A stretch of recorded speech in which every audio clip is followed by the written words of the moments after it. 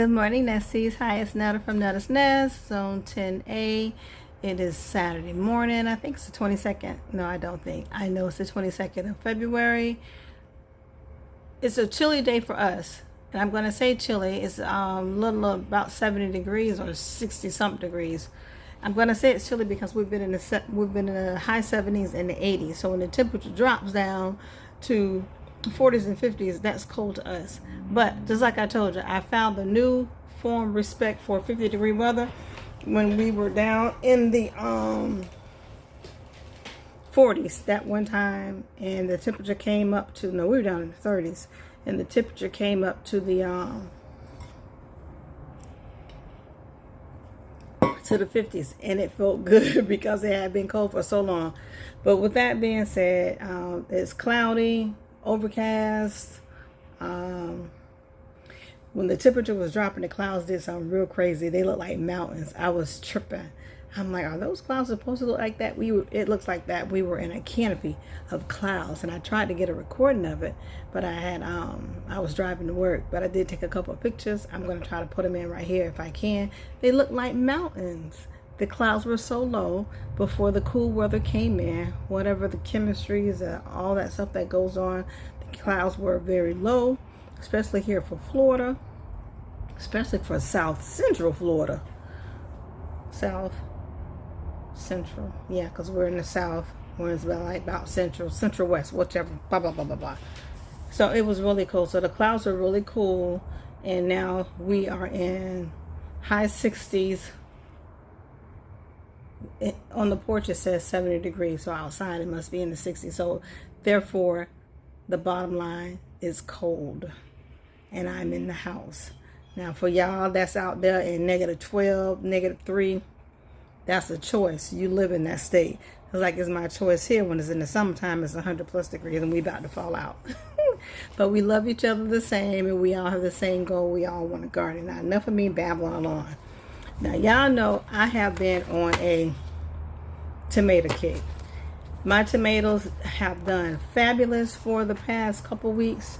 I have been eating tomatoes. I cannot eat enough tomatoes. I've bagged up tomatoes. I've cut tomatoes. I've sliced tomatoes. I put tomatoes in, I used all my cherry tomatoes yesterday and a shrimp salad last night. And I have all those tomatoes out there that I know they're going to wither out by, I'm trying to stop doing this. Let's get bright. I have no lashes on. So all my tomatoes that are out there, they're going to probably weather out by May or June, which will be fine. I'll probably even let the hornworm survive on them, because I know in my greenhouse, I'm going to succession plant those that have been growing for the past 3 months. They'll be ready to replace the ones that are going to weather out. And then I am going to, as Gina versus Gina says, plant with a purpose. So I went through my tomatoes and I said, I am not going to willy-nilly plant tomatoes, because I have tomatoes out there all over the place. I don't know what half of the names of them are, so I don't know if I like them. And if I do like them, this is what it's boiled down to. See this zucchini packet? I've been writing on the back of them. I think I got another one here. Mystery tomatoes that I like. I don't know what they are because I didn't name them, and I didn't hashtag plant with a purpose. I think that's what Gina versus Gina says. That's a good saying. So this time, although I have about, I'm going to say about 30 packs of tomatoes, I've boiled them down to what I think I want to grow. So I have this pack. That's a toothache plant.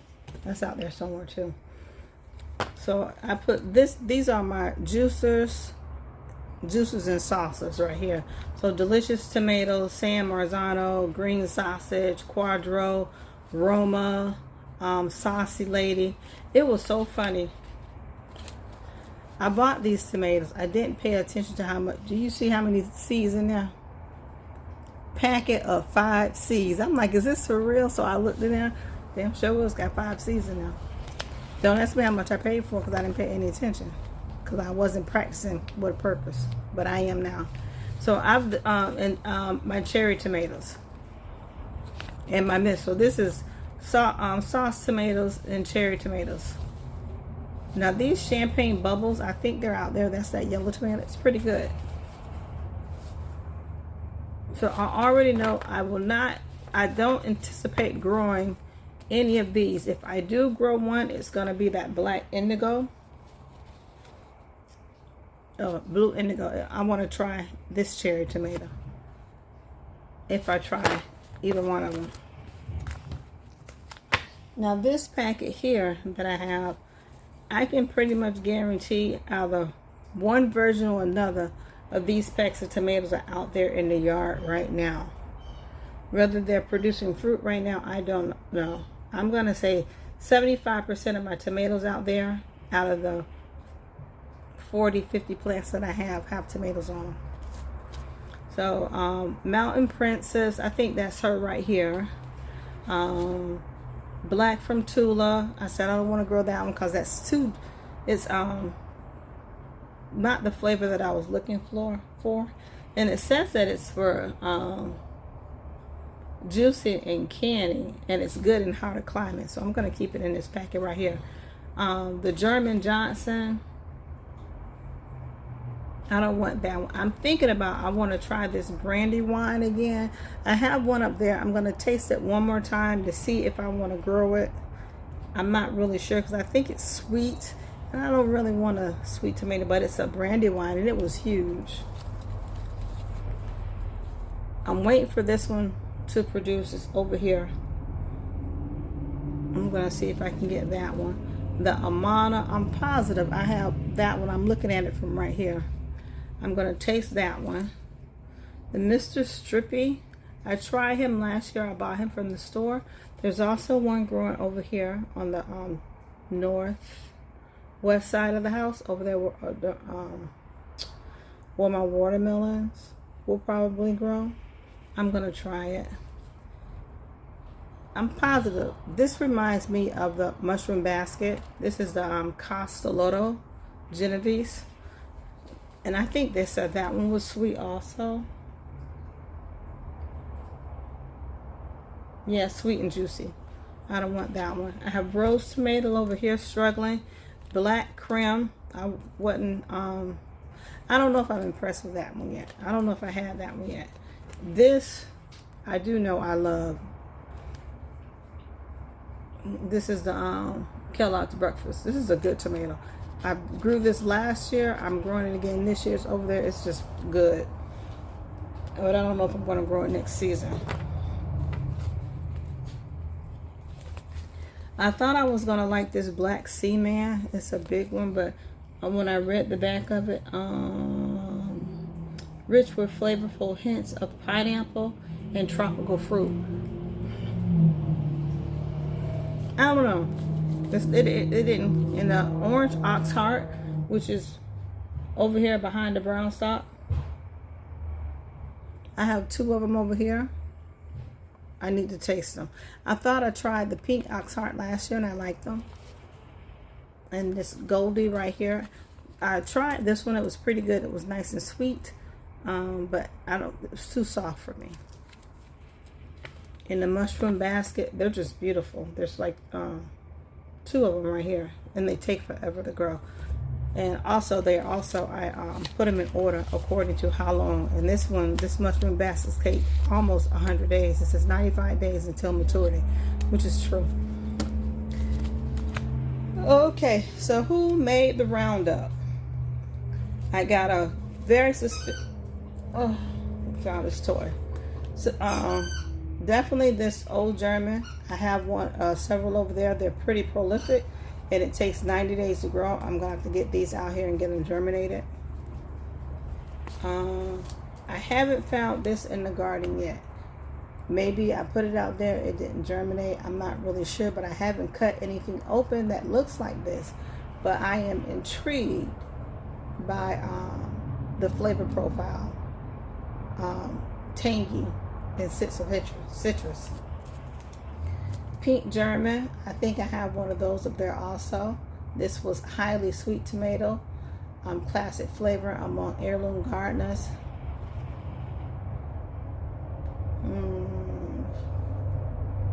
I don't know, maybe I just picked this because it was big. because regular went around 2 pounds. These medium, oh no, I didn't. Acid. That's why. And of course, I gotta try the boxcar Whirly. He is out there, but I don't know who he is. So this will be specifically labeled so I can try it. And the mortgage lifter. Oh yeah. Taste acidic. I want to try this. So this is just going to be my acidic. Oh, and pineapple. More acidic. And I tasted tomato out there the other day. And I said, if this is the Paul Robeson, I am not impressed. I know that I've grown Paul Robesons before, but I don't remember the flavor profile. But now that I'm really getting into the flavor profile of tomatoes, I'm going to just drop 2 seeds, and I want to try this to see if I like it. Now, when I drop these, I'm going to make sure that these are the only tomatoes that I have over here in the corner for the fall, so I can taste these and know if I like these, if I want to retry them, or I'm just going to be growing tomatoes just to get rid of all these seeds and start my tomato collection, tomato seed collection all over again. So I am going to be starting these like I've started my peppers, just to save space for right now. I don't really feel like dealing with the fruit flies right now, and I know I'm gonna have to boil water and all that good jazz to get them all up potted. And then plus I think I'm gonna do the 2-cup method just to see if I can control the flies. So these are just some peppers that I'm trying to germinate, and I did put a couple more out there. Hold on, I'm talking too much. So that is what I've come up with regarding my tomatoes. I'm so tempted to do this Kellogg's breakfast. I'm gonna put it right there just in case. So no cherry tomatoes unless it's the indigo. And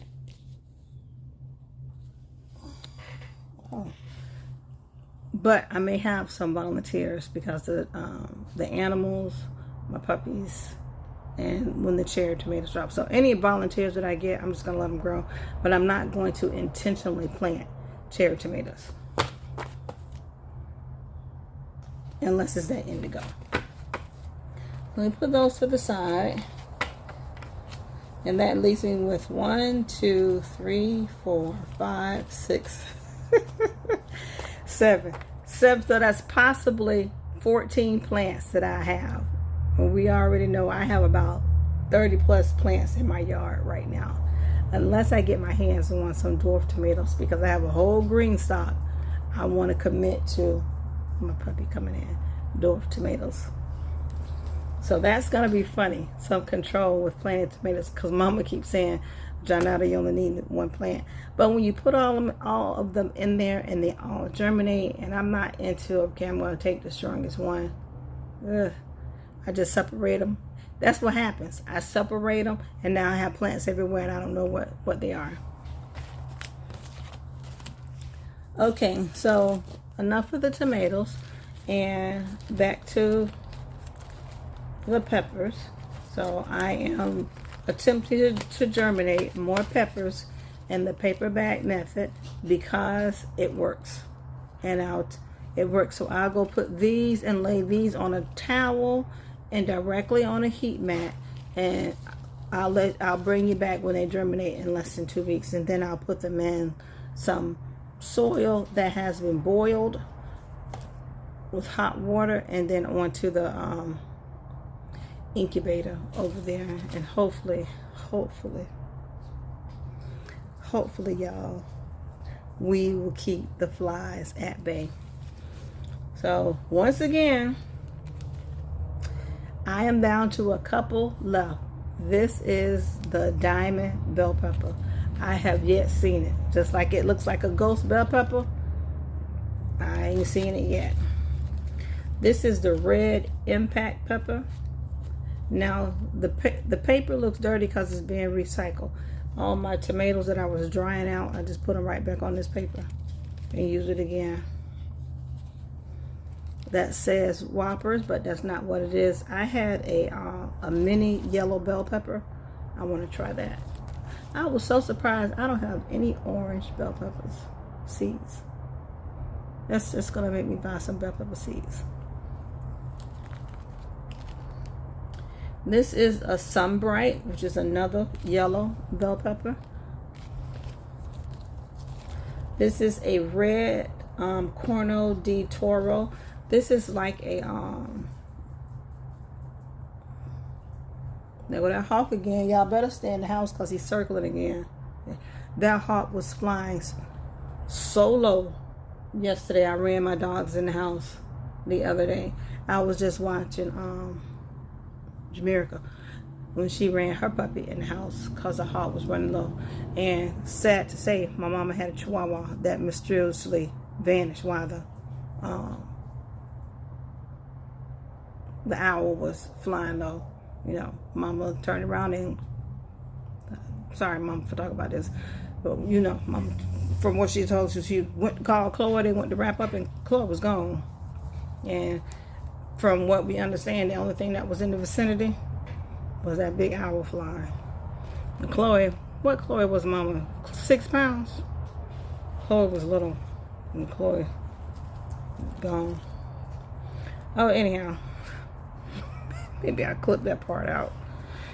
I only said it because I see this big bird soaring. He's hunting the birds, I'm sure. But my boys are about 30 pounds apiece.